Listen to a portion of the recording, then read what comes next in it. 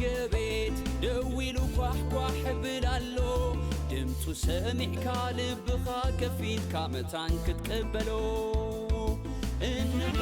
ኣብ ኣፍ ደገቤት ደዊሉ ኳሕኳሕ ብላሎ ድምፁ ሰሚዕካ ልብኻ ከፊትካ መታን ክትቅበሎ ኣቱና ቤትካ ክትልወጥ ህይወትካ ካልእ ከይገዝኣካ ክኸውን ንጉስካ ጸልማት ከይገዝኣካ ክኸውን ብርሃንካ ሕማም ከይመልከካ ክኸውን ፈውስኻ ተቐበሎ ተቐበሎ ተቐበሎ ኢየሱስ ይደልየካሎ ተቐበሎ ተቐበሎ ተቐበሎ ተቐበሎ ኣፍ ደገ ልብኻ ኳሕኳሕ የብላሎ ንኢየሱስ ተቐበሎ ብሓን ብሓደ ካልእ ከቶ የልቡን እሞ ንኢየሱስ ተቐበሎ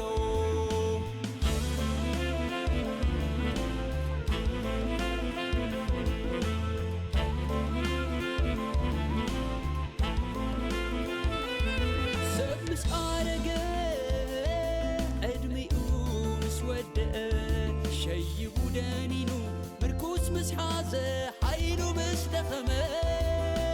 كقربيلو ناب أملاق تمتة هيواق اللوو ترف أجمي خازي كونس نسنت كحبو ترف أجمي خازي كونس نسنت كحبو تقبلو تقبلو تقبلو ኢየሱስ ይደልየካሎ ተቐበሎ ተቐበሎ ተቐበሎ ተቐበሎ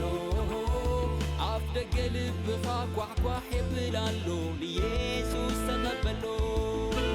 ብሓን ብሓደ ካልእ ከቶ የልቡን እሞ ንኢየሱስ ተቐበሎ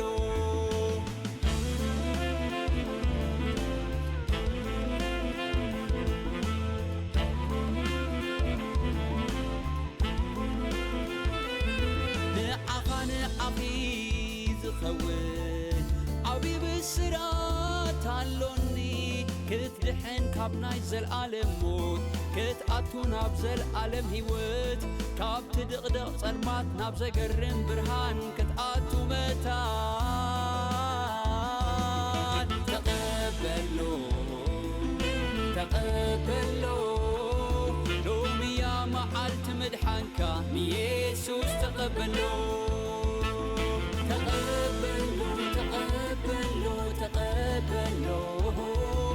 ኢየሱስ ይደልየካሎ ተቐበሎ ተቐበሎ ተቐበሎ ተቐበሎ ኣፍ ደገ ልብኻ ኳሕኳሕ የብላሎ ንኢየሱስ ተቐበሎ ብሓን ብሓደ ካልእ ከቶ የልቡን እሞ ንኢየሱስ ተቐበሎ